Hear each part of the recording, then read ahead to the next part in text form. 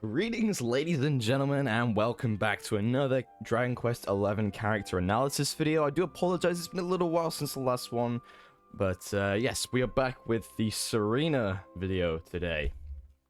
So, let's just get straight into it. You guys know the drill. Last time we did Veronica, so now we're going to be going over the other twin sister. So, Serena is a pretty interesting case. And I will have to just say, there will be a bit of a spoiler warning here for Act 2. So if you guys aren't up to Act 2 in your own game, then just be aware. I'll try and not spoil anything, but it's kind of difficult with Serena, just for a few reasons. So, but yeah, let's go through all the spells. So Serena joins at the same time as Veronica, as you guys know. Or I imagine you'd know. And she'll be joining at level 12. So she is your typical healer in a sense. So she gets heal, she gets dazzle, squelch, so she gets some utility. Then she gets buff, which is pretty good. I don't tend to use it too often though, but I mean in theory it's pretty good. I generally tend to wait until I get kabuff and then I actually think about using it. Because buff on a single target is just kind of like, you don't really know that person's guaranteed to get hit anyway until like way later in the game. I guess later in the game, with a certain skill and a certain character, buff is decent, but there are other ways of buffing defense. She gets access to agility boosting as well, which is good, and then she gets, her offensive spells are the whoosh line, so she gets wind elemental damage. Now, if I'm not mistaken... Yes, yeah, it actually says here, duh. This is based off her magical might and not her magical mending, which is kind of interesting. It doesn't matter as much because obviously there's a general damage base and cap for these spells, but it does affect it. There's just something to keep in mind. And then she gets, yeah, more healing, accelerator, which is good, boost agility for everybody. Zing, which is an annoying spell. Revives. This is the earliest revive you are going to get, though, I believe. And you'll be getting this before you get any chance Aegis or leaves. So if if someone dies, you don't really have much choice other than to use this. Lower spell resistance of a single enemy. 57% success rate. I never tend to use this. But yeah, she just gets a lot of really good utility, curing status effects, so her spells are just really good. She has an insta-kill, never really tend to use this. More heal. Multi-heal, she finally gets to level 35. So you're going to be stuck without multi-target healing for a little while, which kind of sucks. Now, with that in mind, I'd say that Serena is absolutely at her worst in Act 1. The reason being is that she doesn't get multi-target healing until level 35, which is... You're not going to be level 35 until probably Act 2. Or, like, the end of Act 1. I can't remember exactly. And the reason why this is so bad is because there's another character that you get in Act 1 pretty soon after Serena that has access to a multi-target healing ability right out the gate. Which, for boss fights and all that good stuff, just makes them a better healer than Serena. And in Act 1, her damage capabilities outside of, basically a utility for bringing her into a fight outside of her healing, which is already being surpassed by a different character. Her damage isn't there in Act 1 to warrant bring her into the party. So in Act 1, she really struggles. I'll happily admit that Serena is not great in Act 1 for most of it. So just keep that in mind. But I'll be going over more of that stuff. But she gets Kazing, which is good. Although Aegis leaves. She gets full heal. She gets Kaplunk. This is pretty good, though I never tend to use it on her. But this is good in emergencies. Kaplunk's always good to have. It does kill her. But if you're in a sticky situation, it revives all other allies and heals them to full health. So this is really... this is a clutch spell if you need it. So it's whoever you have it on, it's just nice to have. Then Omni Heal is good. And then Kaswoosh, you get from an event. I don't remember what event this is. I have no idea. I thought She just got Kasuch naturally. Anyway, Kasuch is really good, actually. Late game when I'm farming, I want Serena in the party. It's pretty good for AoE packs. Anyway. Alright, we're back to the wands versus weapon debate that I had in the last episode of Veronica. Now, I said that Serena was more of a prominent contender in this fight against wands. And yes, she definitely is, because Veronica does have offensive spells that makes wands decent. But I still think Whiffs are better. But with Serena, her only offensive option is Whoosh, which is pretty crappy, especially single target. And yeah, so my point, I'm going to repeat my point from the last video. Why would you have Serena sat in the party with a 1 dealing absolutely no damage to an enemy, say in a random fight? She's just contributing nothing in a random encounter. She doesn't need to really heal. She doesn't need to do any utility stuff. She doesn't need to buff in a random encounter. So why would you not just give her a decent weapon so she can at least do some damage? Because even without buffing her strength, some of these spear abilities are pretty damn good. And her damage can be decent with the right spear. Admittedly, her strength is very low to start out. So if you do give her that strength boost from strength seeds, she's going to be amazing. She's going to be way more useful than if she just sat in the party with wands. And especially in Act 1. Like I said, she's not very good in Act 1. Just out of the 10. Let's look at her one abilities though and see what she's Devil's Delight deals 2.25 damage to enemy if demon type. Like, wands aren't doing good damage anyway because their base attack isn't good. You don't use wands for physical damage, but I mean 2.25 is a pretty decent multiplier, all things considered. It's unaffected by dual wielding though, which is pretty sucky later in the game. And you have to obviously identify if the enemy is demon type. It's just really situational, not something you're going to be really doing too often. Alma Mater.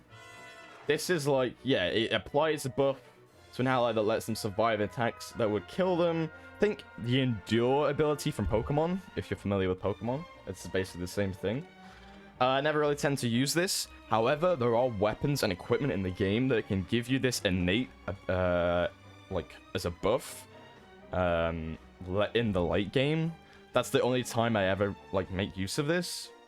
I never spend the turn casting it. So, yeah, there's that. Snap, Crackle, Poof.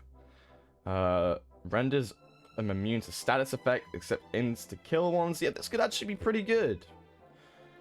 To an ally, though. If it's only one ally. Which is not ideal, because with status effects, often the ones you want to actually protect against are like bosses' attacks that hit all allies. So you can't really predict who it's going to go for, but it could be decent. So I'll give this that. Grace of the Goddess is like a re-raise.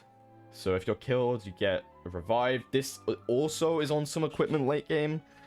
But this could be okay. I never think to use it to set up. It's just not one of those things I tend to worry about wasting a turn on. This deals... Okay, Divine Restitution. I think this is more later game stuff. So I think this stuff is what she gets in Act 1. And then later on in the game when you unlock more panels, I think this is what you get. Yeah, 220 to 400 light damage to a group of enemies. Applies a debuff to the caster that heals them. Okay, I mean, this could be alright. It's a group damaging. It's got a pretty decent ceiling of damage. I never really paid attention to this, but this is okay if you want an offensive spell. 32 MP cost, though, is pretty steep. So I don't know about that. I never really use it. It does scale off magical mending, too, which is nice. Not magical might, like the swoosh line. And then intervention. Applies a buff to an ally that allows them to survive an attack that would kill them. Lasts for 4 turns. Oh, this is just an upgraded Alma Mater, but you don't have to, like, it doesn't matter what HP threshold you're at. It's just 50% of their max HP in Alma Mater. But this is just above 1 HP, so that's pretty good. Okay, and then as far as passives goes, you get some MP absorption. You know, when you attack an enemy with a wand, you do absorb a little bit of MP. Nothing worth writing home about, though, really. Just some more passive buffs. She gets dual wielding under here. You You can't dual-wield spears. Unfortunately, they are a two-handed weapon. You can dual-wield wands, which is pretty decent, and very, very, very late game, there's a particular wand you can get two of that is basically like... I mean, I might as well tell you. It's the Naughty Stick the Grandmaster Pang uses, and it acts like a Thunder Thrust on each hit, which we'll talk about in a second, which is basically either a miss or a guaranteed crit. So you have two of those, one of those in each hand, so you attack twice, and you can get just guaranteed crits, nearly. Obviously, if she misses, they're not guaranteed, but you're basically getting crits. 2 crits, which is really good, actually. But it's just kind of a fun build. Not something that's, like, super, you know, OP or anything crazy, but it's just kind of fun. Gets Pepper power up and all that. But yeah, wands, I mean, she has some decent utility stuff here, but like I said, why would you let Serena sit there with a wand doing absolutely nothing for, like, so many fights when you could give her a spear and she can contribute some damage? Because this game's all about dealing damage. And physical attacks are king in this game. So let's take a look at her physical attack options, which is spears. Spears are really good. Now in Act 1, she does suffer a little bit because she doesn't have too much and a special offensive ability. Like, you know, Veronica has Twin Dragon Lash and all that good stuff. You know, high damage output abilities to a single target. Serena kind of struggles for that a little bit. Cattle Prod deals extra damage to beast types. You know, this is just one of your basic skills. This is okay. Deliverance aim is undead, so you get a lot of, like, family monster effective abilities. Party Pooper is your group AoE. This is okay. I tend to just use swoosh spells most of the time, but Party Pooper's alright. And then the most important thing you'll be getting in Act 1 for Serena is Thunder Thrust. Like I said, if it hits, it's guaranteed crit. It ignores defense. This is really, really good. This is a main, you know, offensive ability she's gonna have. Really good for killing, like, metal slimes and just enemies with high defense. So yeah, really, really good skill here for spears. So yeah, like I said, instead of having her sat there doing nothing, you could be getting defense ignoring crits. And if you boost her strength a little bit, they're going to be good. But a critical hit is still a critical hit. Even if you don't boost her strength, you know, it's going to do some decent damage. And then, yeah.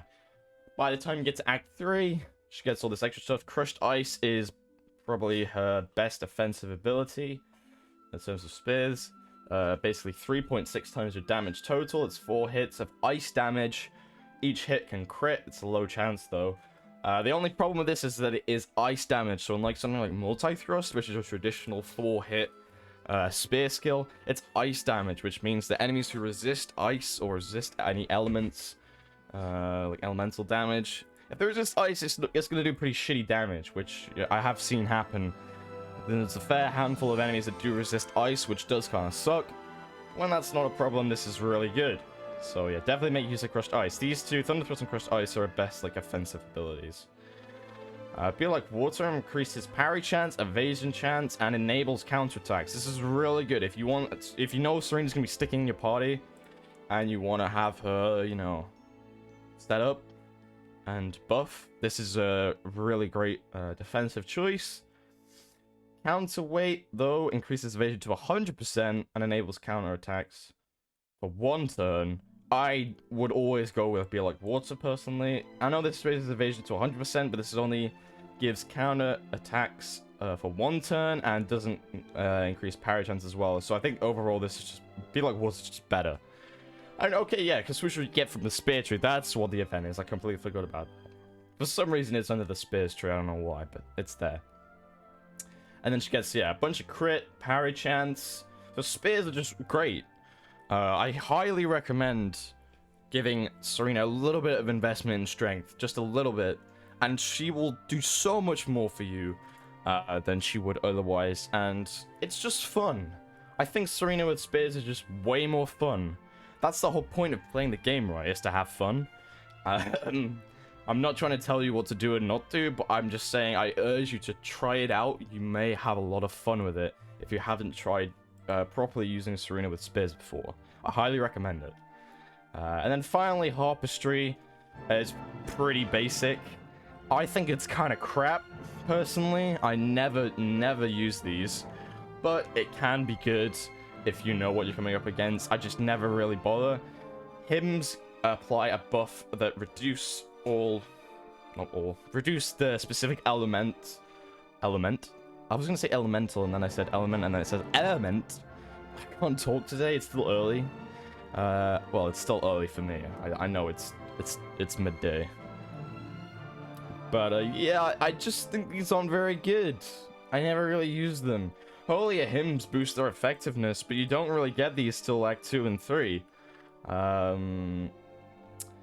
Doleful Dirge applies a debuff to an enemy that increases elemental damage. Yeah, this is pretty good. I mean, yeah, it's not 100% accurate, and I never really think to use it. Yeah, hymns just kind of suck. But if you are struggling against an enemy that's using a specific element, and you can effectively block it, then this is good. The funny thing is, though, the one time I think this could actually be majorly useful, or like multiple times, is that a lot of bosses that stick to one element, it's typically dark elemental damage. Like, you know, end-game bosses, or just there's a lot of bosses that use dark elemental damage because they're like the bad guys, right? There is no Hymn of Darkness, though. There is no hymn that protects. If there was a hymn that protects against darkness, then I would actually give these a lot more credit, but there isn't. So yeah, it's very unfortunate.